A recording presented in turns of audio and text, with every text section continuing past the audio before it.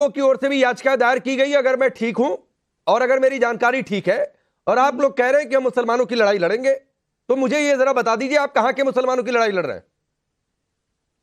दरअसल सिद्धार्थ जी, हमने मुसलमानों की लड़ाई की बात नहीं करी, हमने संविधान की बात करी है। अच्छा, ठीक है। संविधान हमारा हाँ। सेकुलर संविधान है। हाँ। और उसमें जिस तरह से आप हमको दबाने की कोशिश कर रहे हैं, भारतीय जनता पार्टी, यही इंडियन यूनियन मुस्लिम लीग ने आज से नहीं 4 नहीं, साल पहले आपको मतलब मुसलमानों को या व्यक्तिगत तौर पर आपको, आपकी पार्टी को, ये जरा क्लियर कर दीजिएगा।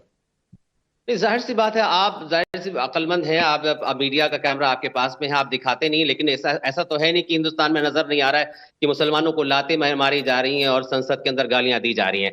अभी भारतीय जनता पार्टी के एक प्रवक्ता कह रहे थे कि फलां अगर उनके घर में रहने लगे तो फलां जवाद हो जाएगा या फलां हो जाएगा, लेकिन मुझे ये नहीं पता कि फलां होगा कि नहीं होगा। लेकिन हाँ, दुनिया भर के करप्ट लोग अगर करप्शन करते हैं तो वो करप्ट होते हैं, लेकिन जब भारतीय जनता पार्टी में चले जाते हैं तो वो भाजपाई कहलाते हैं। ऐसे ही आपने देखा होगा सारे करप्शन लोगों को यह। अरे अतीक भाई, ये करप्शन वक्त पर डिबेट नहीं है। मैंने सिर्फ ये बना देते हैं। मेरा सीधा सा सवाल ये है, आपने कहा कि आपको दबाने की कोशिश हो रही है, आपको मतलब आपके हिसाब से मुसलमानों को दबाने की कोशिश, तो आप मुसलमानों की हक की लड़ाई लड़ रहे हैं, तो मुझे ये बता दीजिए आप कहां के मुसलमानों की हक की लड़ाई लड़ रहे हैं? भारत के मुसलमानों की, पाकिस्तान के मुसलमानों की, अफगानिस्तान के मुसलमानों की? देखिए, दरअसल बात ये हमने कहा कि मुसलमानों की लड़ाई, और हमारी पार्टी जो है भारत के संविधान का जो सेकुलर स्वरूप है, और इसमें जो है कोई भी मजहब के एतबार से कानून नहीं बनाया जा सकता। और आप देखिए, आज जो केजरीवाल ने कहा है वो भी बात आपको देखनी पड़ेगी कि हमारे संसाधनों पर नहीं, अभी केजरीवाल पर मत जाइए, उनकी पार्टी के आप प्रवक्ता नहीं है, आप अपनी पार्टी मुस्लिम लीग के प्रवक्ता है, उसी की बातचीत करिए, हम महागठबंधन उसी की बातचीत करिए। और आपने कहा कि सेकुलर संविधान है, अच्छी बात है, तो भाई ये कानून में कहां लिखा है? कहीं धर्म की चर्चा है क्या? नहीं, आप जब भारत में पहले से शरणार्थियों को या किसी को नागरिकता देने का कानून है, हाँ। तो आप इसमें मुसलमानों को अलग क्यों कर रहे हैं? वो इसलिए मुसलमानों की लड़ाई लड़ रहे हैं। इसीलिए तो पूछ रहा हूं कि आप कहां के मुसलमानों की लड़ाई लड़ रहे हैं अतीक भाई? भारत के मुसलमानों की, कि पाकिस्तान, अफगानिस्तान, बांग्लादेश के मुसलमानों की? यही तो मैं जानना चाह रहा हूं आपसे।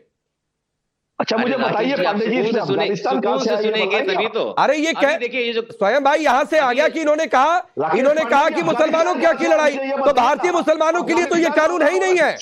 भारत के किसी भी नागरिक पर इसका कोई असर नहीं है। म्यांमार क्यों नहीं आया, जो बॉर्डर इलाका है? अच्छा, श्रीलंका क्यों नहीं आया? नहीं तो ठीक है, ये म्यांमार क्यों नहीं आया, ये आप सरकार से पूछिए। अब रुक जाइए। अच्छा ठीक, चुनावी स्वयं भाई सुनिए, ये जो मोदी की गारंटी, स्वयं भाई रुक जाइए, मोहम्मद अतीक की बात पूरी हो जाए। मोहम्मद अतीक अपनी बात पूरी करिए।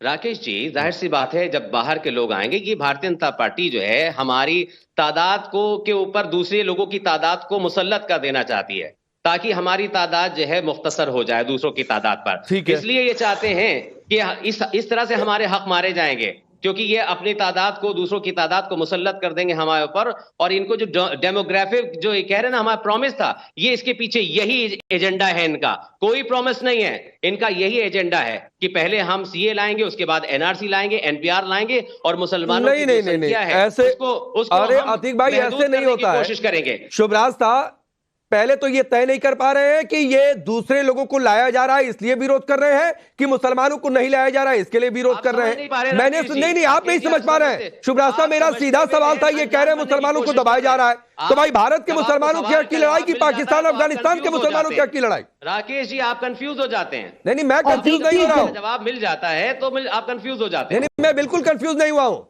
शुभराज साहब जी, देखिए, जो अतीक जी ने जो प्रश्न उठाया वही भ्रामक नैरेटिव है जिससे इस पूरे देश का माहौल विषाक्त किया जा रहा है।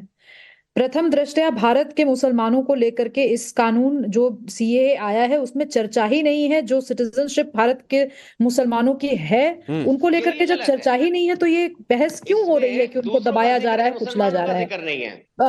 सुन लीजिए अतीक भाई, सुन लीजिए अतीक भाई, सुन लीजिए, ऐसे नहीं बहस हो सकती राकेश जी। नहीं, मैंने रोक दिया। अतीक भाई सुन लीजिए, अभी सिर्फ शुभराज तक की आवाज जा रही है। अतीक जी ने बहुत सारे केसेस गिनाए जिसमें इनको लगता है कि मुसलमानों के साथ अत्याचार हो रहा है, तो आप उसका एक अलग फोरम हो सकता है। वो सीए के साथ अगर आप गड्ढमट करके वो आप बहस करेंगे तो इसका मतलब साफ है कि आप सीए के नाम पर देश में सांप्रदायिकता का माहौल फैलाना चाहते हैं, गलत बातें और भ्रम फैलाना चाहते हैं। आपको दिक्कत यह है कि पाकिस्तान, अफगानिस्तान और बांग्लादेश, इन 3 देशों के मुसलमानों को क्यों इस एक्ट में जगह नहीं दी गई? क्योंकि ये प्रावधान उन देशों की माइनॉरिटीज के बारे में है। आप आज कह दीजिए कि पाकिस्तान में मुसलमान माइनॉरिटी है, शायद उनकी चर्चा भी हो जाएगी इस एक्ट में। तीसरी चीज राकेश जी, सीएए के जो अनुबंध सामने आए हैं उनका मतलब ये कतई नहीं है कि अभी तक जो प्रोविजंस हैं जिसके तहत पाकिस्तान के अहमदिया मुसलमान या पाकिस्तान के कोई भी मुसलमान अगर भारत की नागरिकता चाहिए वो मिल सकती है उनको, उसका एक अलग सेपरेट प्रोविजन है। सीएए से उसको गड्ढमड्ढ क्यों किया जा रहा है? आप देखिए राकेश जी, बहुत सिंपल सी स्थिति है, बहुत सारी पॉलिसीज हमारे सिटीजनशिप को लेकर के हैं, उन पॉलिसीज के साथ कोई एग्जिस्टिंग पॉलिसीज के साथ कोई खिलवाड़ है ही नहीं। सीएए के तहत कुछ माइनॉरिटीज को बाकी जो देशों की चर्चा की जा रही है उन देशों के माइनॉरिटीज की चर्चा की जा रही है। और मैं एक बता दूं कि ये माइनॉरिटीज कौन है, मूलतः हिंदू समुदाय से हैं, मूलतः सिख समुदाय से हैं।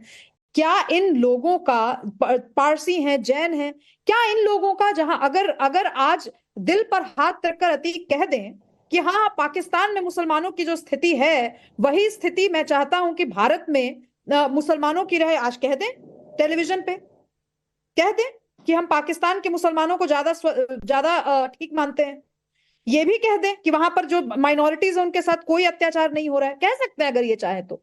ये गैर तथ्यात्मक बात कह सकते हैं अगर इनकी इच्छा हो तो। उस नैरेटिव में हम लोग फंसने वाले नहीं हैं। आप फंसने की बात ही नहीं है, यहाँ बात पॉलिसी की जा रही है। गलत बातें कर रही हैं और उसका कोई आधार नहीं है। मैं क्या गलत बोल रही हूँ, मैं पूछ रही हूँ आपसे, डायरेक्ट कोई आधार नहीं है। आप ये कहना चाह रही हैं कि मुसलमानों को लाते नहीं मारी जा रही, सिटीजनशिप नमाज के में अंदर किसी लाते में नहीं तरीके का मारी जा रही, बदलाव आप किया ये कहना गया है? चाहती हैं, आप क्या ये कहना चाहती हैं कि एग्जिस्टिंग संसद में सिटीजनशिप गालियां नहीं दी जा रही हैं? भारत के मुसलमानों के लिए या बाहर से कोई भी व्यक्ति जो भारत की नागरिकता चाह रहा है उनके प्रोविजंस में क्या कुछ भी फेरबदल किया गया है? मैं देश की जनता को कहना चाहती हूँ कि कोई फेरबदल नहीं किया गया। ये अतीक जैसे लोग हैं जो इस देश का माहौल जहरीला करने का प्रयास करेंगे, इसमें हिंदू मुसलमान करेंगे, क्योंकि इनकी राजनीतिक रोटियां वैसे ही सेकी जा सकती हैं। मैं पूछ रही हूँ आपसे, आप बताइए ना किस एक्ट के किस प्रोविजन के तहत भारत के मुसलमानों को कमतर बताया जा रहा है, बता दीजिए। ठीक है, ठीक है, नहीं ठीक है, लेकर बैठी हूँ, मैं एक्ट लेकर बैठी हूँ, आप ठीक है, कहिए कि हाँ ठीक है। अतीक भाई आ